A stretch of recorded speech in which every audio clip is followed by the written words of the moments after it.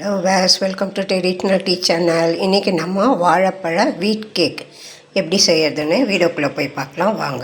இன்றைக்கி நம்ம செய்ய போகிற டிஷ்ஷுக்கு 2 வாழைப்பழம், இந்த கப்பால் 2 கப்பு கோதுமை மாவு, இந்த கப்பால் 2 கப்பு வெல்லம் எடுத்து வச்சுருக்கேன். இப்போது எப்படி செய்யறதுன்னு பார்க்கலாம் வாங்க. இப்போது அடுப்பில் இட்லி பானை வச்சுட்டேன், கீழே தண்ணி ஊற்றிட்டேன், மேலே ஒரு தட்டு வச்சுருக்கேன். இதில் இந்த வாழைப்பழத்தை போட்டு வேக வச்சிடலாம். அடுப்பு ஆன் பண்ணி வேக வச்சிடுறேன். ஒரு 5 நிமிஷம் மூடி வச்சுட்டேன். ஒரு 5 நிமிஷம் பொறுத்து பார்க்கலாம். அது வாழைப்பழம் வேகிறதுக்குள்ளே இந்த பக்கமும் கடாயை ஆன் பண்ணிடுறேன். இந்த 2 கப்பு வெல்லத்தை இதில் போடுறேன்.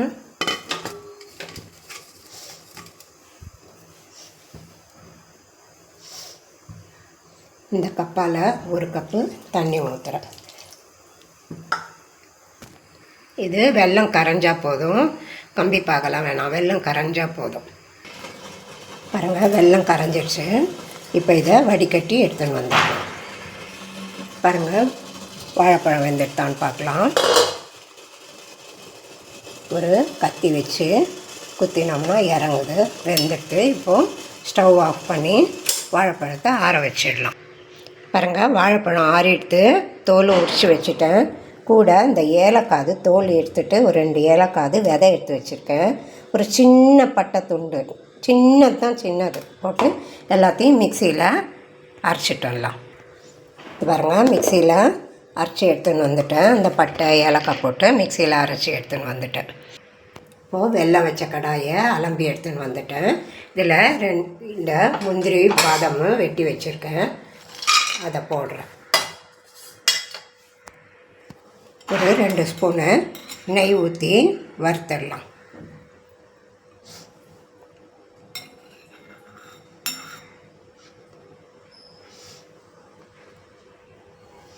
ஸ்டவ் ஆன் பண்ணிவிட்டு வறுத்துடுறேன்.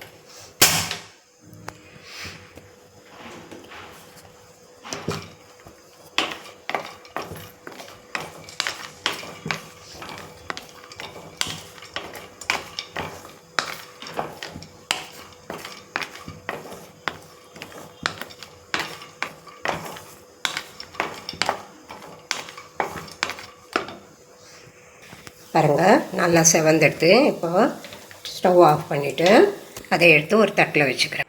பாருங்கள், முந்திரி பருப்பெல்லாம் எடுத்துட்டேன். அதே நெய் கடாயில் இந்த இன்னும் 1 ஸ்பூன் கூட நெய் ஊற்றிட்டு ஸ்டவ் ஆன் பண்ணிடுறேன். சிம்மில் வச்சுக்கலாம். இந்த கோதுமை எடுத்து வச்சுருக்கேன் இல்லையா, இதை போட்டு நல்லா செவக்க வறுத்துக்கலாம்.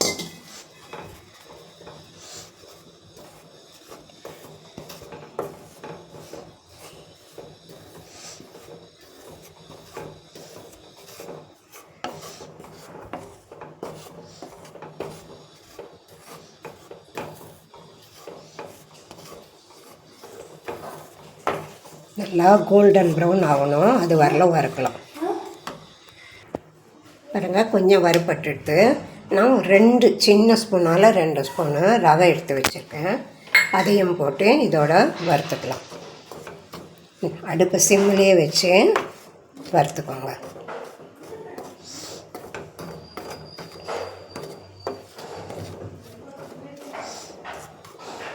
ஒரு ஸ்பூன் கூட நெய் ஊற்றுறேன்.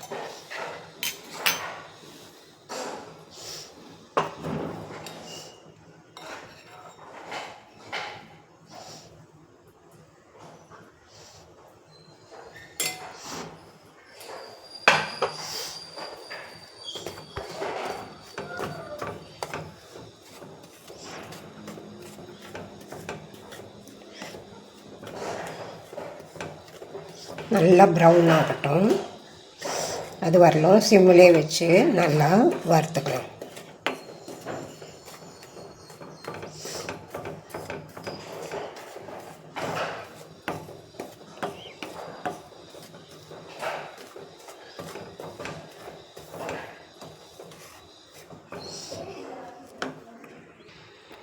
பாதிவாசி வறுபட்டுட்டு இப்போ நான் இந்த அரைச்சி வச்ச வாழைப்பழத்தை அதில் போட்டுடுறேன்.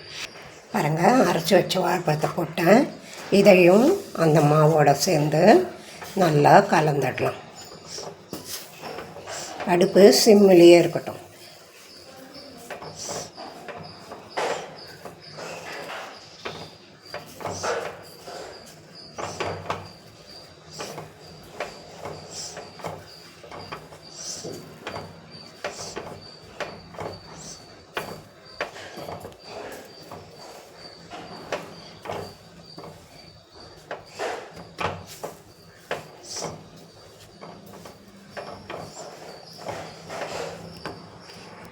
பாருங்கள், வாழைப்பழமும் அதுவும் ஒன்று சேர்ந்துட்டு இப்போ நம்ம இந்த வெல்லம் தண்ணியை ஊற்றிடலாம்.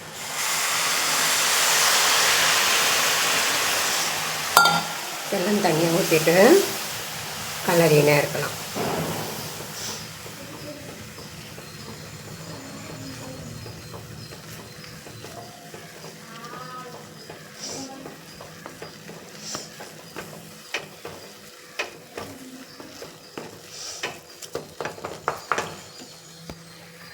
இப்போ ஒரு 2 ஸ்பூனு நெய் ஊற்றிக்கிறேன்.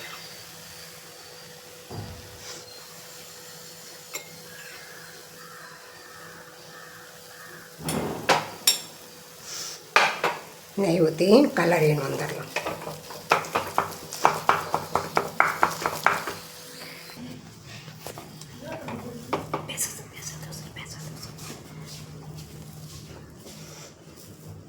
இந்த ஸ்டேஜில் கொஞ்சம் 2 ஸ்பூன் கூட நெய் ஊற்றிக்கலாம்.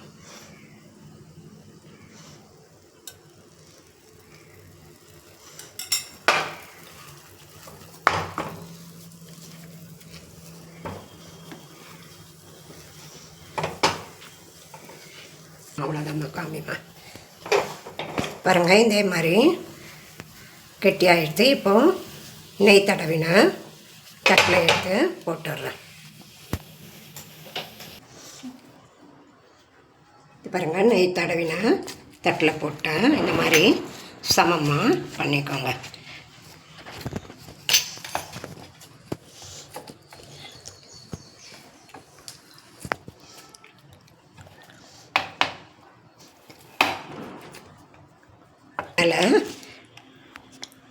மேலே நான் வறுத்து வச்சதெல்லாம் போட்டுடுறேன்.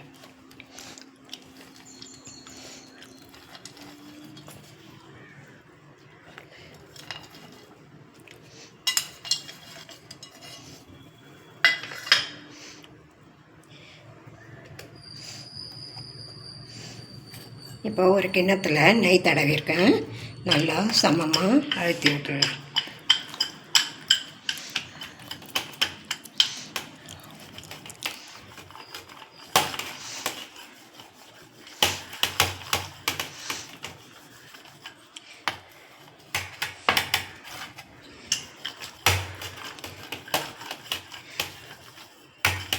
நீங்களும் உங்கள் வீட்டில் செஞ்சு பாருங்கள். எனக்கு லைக் பண்ணுங்கள், ஷேர் பண்ணுங்கள், கமெண்ட்ஸ் பண்ணுங்கள், சப்ஸ்கிரைப் பண்ணுங்கள். தேங்க்யூ.